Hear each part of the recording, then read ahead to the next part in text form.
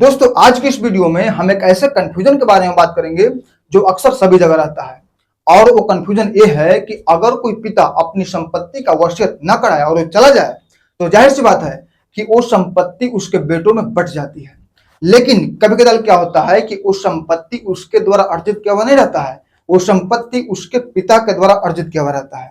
और जब उसका शादी होता है और शादी होने के बाद में जब उसका बच्चा होता है और वो बच्चा बड़ा भी हो गया रहता है, तो उसके बाद में उसके पिता की जब मृत्यु हो जाती है, मतलब कि जो बच्चा बड़ा हुआ उसके दादाजी का जब मृत्यु होता है, तो उसके बाद में उस बच्चे का पिता जब उस संपत्ति को बेचना चाहे या फिर कुछ करना चाहे तो उसके बेटे एक दावा करते हैं कि इस संपत्ति पर एकाधिकार हमारे पिता का नहीं है, क्योंकि इस संपत्ति का इकट्ठा हमारे पिताजी ने नहीं किया था, इस संपत्ति को इकट्ठा हमारे दादाजी ने किया था। तो एक कंफ्यूजन रहता है। तो आप इस वीडियो को पूरा देखिए कि क्या दादाजी की संपत्ति पर पूरा अधिकार पोता का होता है या फिर पिता का होता है। तो आप इस वीडियो को पूरा देखिए, आपको क्लियर हो जाएगा, एक कंफ्यूजन दूर हो जाएगा। तो आप लोगों को बता दूं कि इसी से संबंधित दिल्ली हाई कोर्ट में एक केस गया।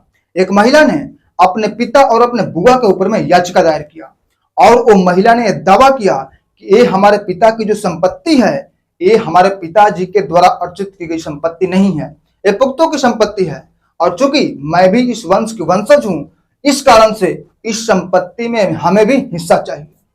तो दिल्ली हाई कोर्ट के जो जस्टिस हैं पुरुषेंद्र कौरव, उन्होंने भारतीय न्याय संहिता की धारा 8 का हवाला दिया और भारतीय कानून की धारा 8 के अनुसार से उन्होंने यह फैसला सुनाया कि ये जो संपत्ति है, जो पुख्तों की संपत्ति है, इस पर पूर्ण रूपेण तुम्हारे पिता का अधिकार है।